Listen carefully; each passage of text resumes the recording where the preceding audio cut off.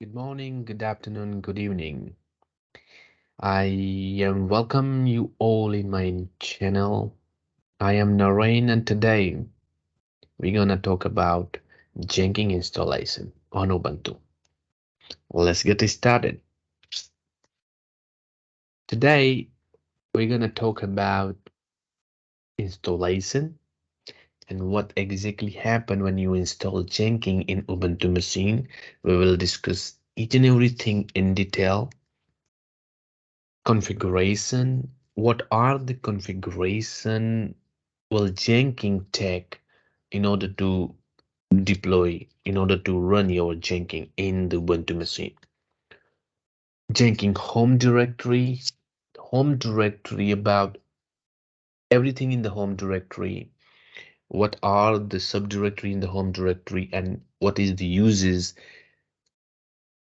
And last but not least, log file. When you install Jenkins and do any operation inside the Jenkins, where the log file exists. So to install the Jenkins, we need one Ubuntu machine. So I have a putty here. I have a machine. I have a AWS instance ready for this demo. So let's connect with the putty. So use the full screen here. Ubuntu is the username. That's default one. Importing key, and now we already logged in the machine. So now, before you install anything, I already prepared a script for you guys to easy use, so you can get the script from my GitHub account. Okay, so here is my GitHub repository. I created one repository called a script. It's sorry, it's available public access. Public access already has been already granted for this script, so you can navigate to my script repository, finding the Jenkins installation is script in Ubuntu. Right now, I prepare two scripts, one for CentOS and another for Ubuntu. So as we all know, Jenkins is nothing but a Java-based application. So before you run Jenkins in your instance, you must install the Java. So let's copy this command directly from here and run the Java, and install the Java. Before installing, we will get the update of this OS and wait for the update to be done. And okay, and now it's asking, okay, the update is done, and then it will, second command is installing Java, and we'll install the Java here. We already approved, already set flag Y. That means I approved to install Java in this machine. It will take some time to installing the JDK.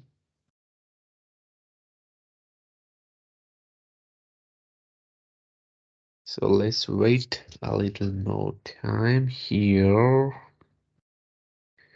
Okay, in the meantime, we can check the another few commands that these are the Jenkins installation command. You can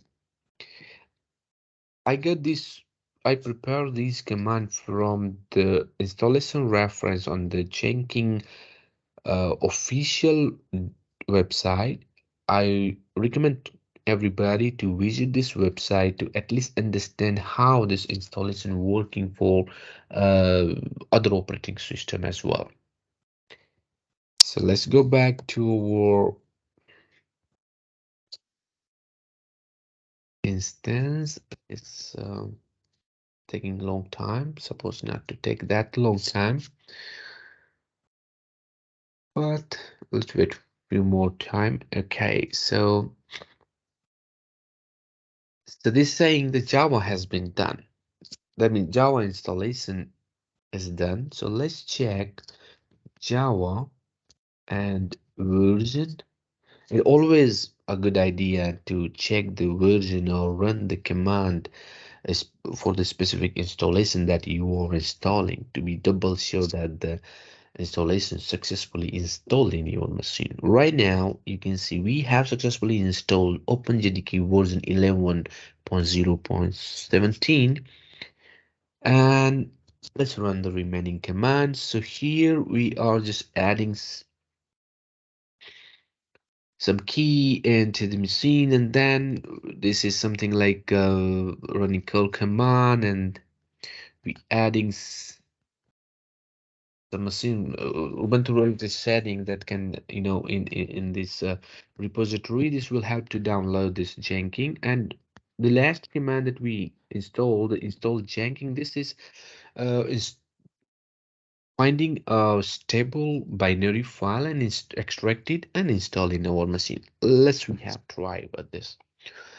So now, as you can see, it actually calling two things. So it will send a request to get the net tools and the Jenkins, and you can see the version of the Jenkins. So right now, the version that we are installing is 2.3.75.1. So it can waiting and the unselected package like net tool, then preparing unpack net tool. It's preparing pretty much unzip, and then unpacking net tool, selecting previous package, and then here it's doing unpack Jenkins, and then after installing a Jenkins, it will create a symbolic link that this symbolic link refer to this path. This is nothing but a Jenkins service. Now we have installed Jenkins successfully, so we need to check the Jenkins whether Jenkins running success or not. So let's go back to the script here. Now this is optional, but if you can do it if you want. And here is the command that we will check whether Jenkins is running or not. So let's go there and run this command. So you can see the Jenkins is running. So that means the Jenkins successfully installed. And you can also check some detail here. The service is loaded from this that we already have here, and we also have a symbolic link and the installation time. And then you can see that we are running a Java command, and we are passing a parameter that's saying like headless true, and here is the jar file. So when you are installing Jenkins, the jar file will download right here on this location, and when Jenkins start, we use this jar file to start. And here we have a war file and the default port 8080, as you know. So this is all about the service related and what has been installed in the machine. Now there are two optional command here. Sometimes there are a requirement that whenever you restart or whenever your machine is rebooted or booted, you must auto start the Jenkins. So if you have such a requirement, please run this command system control enable Jenkins. This will help you to run Jenkins, start Jenkins on the boot or on reboot. And if this command, for example, the status command is not working, or maybe Jenkins is not start, you can start the Jenkins by running this command. Now, let's talk about the configuration path. What happened exactly? How the Jenkins know what things and from where it need to be installed, and where to get the configuration. So basically, in Ubuntu operating system, the Jenkins default configuration is stored in cd etc default, and there is a file called Jenkins. This is the file, so cd will not work. So we can go to the cd, and then I will add Jenkins. Now, as you can see, we have a Jenkins file stored in the default configuration. So let's take a look on this file. Now here, this is the default for Jenkins automation server. So as you can see, we have a variable called name Jenkins, and that variable we will using later. This is the Java argument that we discussed earlier when you are checking this service status. We pass this argument. If you have other argument, you can pass this argument. You can append the argument here. It will be, and then restart the service. Those argument will be considered. And then there are different arguments we will talk about in a later video. And here is the Jenkins Home Directory. We will talk about the home directory in a minute. So here we got the variable name, and this is the default location. Just remember this location, where exactly the default location for the Jenkins home. You can easily retrieve, this is the environment variable. You can easily retrieve the Jenkins home value, just getting the value of your Jenkins home environment variable. And then we have run standalone, okay. And here we have a Jenkins log file. We will check log file later.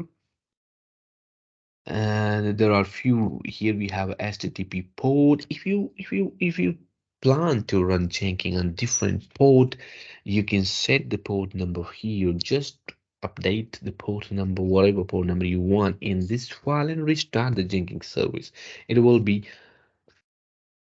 take that port number. Now this is pretty clear. So let's go back to Jenkins Home Directory. But before that, let's visit our Jenkins URL to see whether the Jenkins is really accessible or not. So this is my URL, and we can go to the browser directly, and let's say paste this URL. As we know this deployed default on 8080. Let browse this, and we have a login page. That's great. That means Jenkins has installed successfully. And one thing I want to mention here, since I'm using an EC2 instance, so it's require you to open this port in your instance in advance. Okay, now on this page is saying, okay, hey, look, you install a Jenkins, but I still need something from you, and that something is password, and you can get it from here. So the easiest way, you can copy this location, go to your instance that we have here, and you can say cat command and print the password. This command will print, okay, access denied. That's perfect. Makes sense because we have to use the sudo and then run this command. Now you get the password. Copy this password here. Go to your Jenkins portal, paste the password, and then say continue. Now there is two options here. The portal saying like install suggested plugin or select plugins to install. For those who are beginner and learning the Jenkins, I recommend that you choose select plugin to install. Suggested plugin, there are many plugins were suggested and get installed. As you, if you are pro, makes sense, perfectly go with this example. But if you are beginner and learning Jenkins, this option is not recommended because you don't know what are the plugins that you require. So beginner, you just do the things, explore the things, and make sure these things plugin is not already installed. You install them one by one because you have to learn all the steps. Okay, so I choose select plugin to install, and I choose none here. I don't want to install any suggested things. I choose null and say install. Now I install no plugin. This will ask a username. Okay, what username do you want to type? I say okay, username must be Narain, and let's say password Narain, and then again Narain, and then say Narain.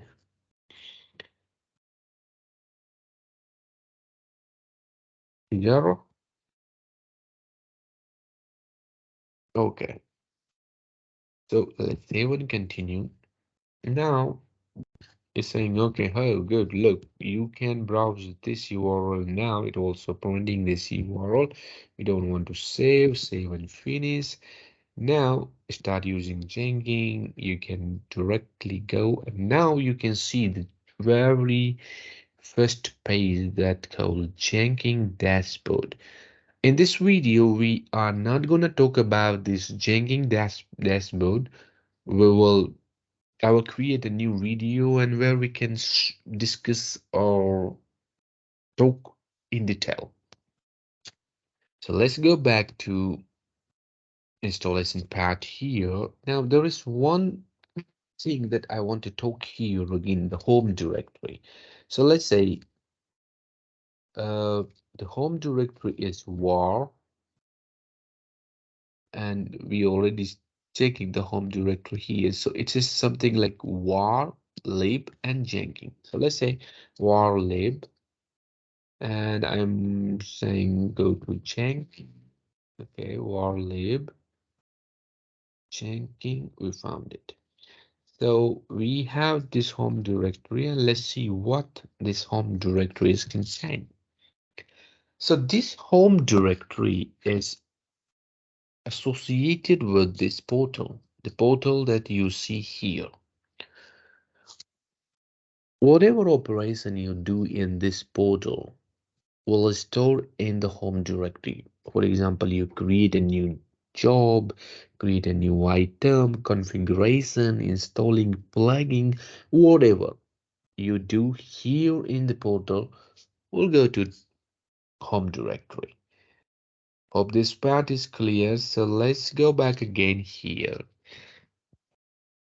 So the configuration file, ignore this Jenkins installation and Horizon model update. This is not that over much related, but this configuration file is store all your configuration that you added in the configuration inside the portal. Now one thing, I'm not sure you notice or not, one thing you notice, this a new user was created when you install the Jenkins. So this user is created when you are installing a Jenkins, and this user has some set of permission to executing the Jenkins task. Now the jobs is nothing but when you create a jobs in the portal. For example, let's say I want to create a freestyle because, as I said, there is no plugin installed in this Jenkins environment. So there is only one option. Some of you who choose to install suggested plugin, they may see a list of options exist here. Since we do not install anything, so we just have one freestyle project. So let's say my first job. I created my first job, freestyle, select this one, default one, and OK. Now, a new job has been created. I created a new job. So let's go here. Let's say CD jobs and ls. You can see I created the job I created on the portal is exist here. Now, what inside this job? I'm curious to know what inside this job. There is two things, builds and config file.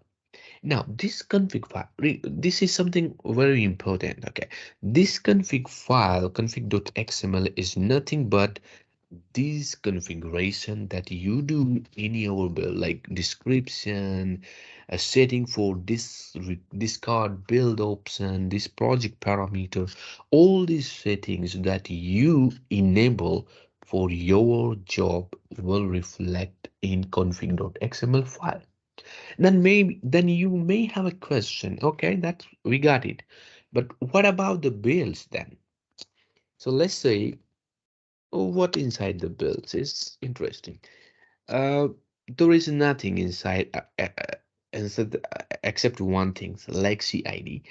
This builds is a folder that contain whenever you run a job in the Jenkins, and it will be generate a build ID and some results. Those kind of data installed, that kind of data is stored in the build. So this is pretty straightforward. So the Jenkins will keep all your job inside the jobs folder and manage the individual job configuration in the job. If you have any questions or query, do not forget to comment it out. And I also appreciate if you like and hit the subscribe button for this video. It will be, encourage me to upload more and more video regarding this. Thank you very much. Now let's move to another folder, ls. Now here we have a node monitor. You can ignore it, and we have a node details. Now as we know, the Jenkins right now there is no node, only one that node exists, that this Jenkins node, the node we installed the Jenkins. Let's check, but it's good to check always. So let's say there is no node. Okay, good, because we do not added any node. Node is nothing but a slave node, a worker node that you added to your Jenkins to tell, okay, I have a job that I want to run on a specific node. Now plugins, as I said, cd plugin, we did not install any plugins, but it's supposed to be have something in the plugin, because there is a minimum default plugin. No, there is nothing. So all this configuration that you see, it's Jenkins default configuration. If you install any plugin, you will see a plugin list here in the plugin folder. We will see in the next video about the installing required plugin, because the plugin is really very important to do many tasks. And the secret is a secret, is storing your secret credential. Later on, as you keep watching my videos, later on you see we have adding many credential that we access inside the job to perform some task. For example, if you want to cloning a Git repository, you may need the credential to clone, right? So those credentials can be stored in the Jenkins secret. Update is something like a Jenkins update. User contain, user inform, store the user information. So these are the home directory structure, and this is all for the installation. And I try my best to give you more detail about the install, not just run the command and install the things, but this is really a very good for the basic, for the beginner. And if you like this video, please do like, subscribe, and comment if you have any question. Thank you very much.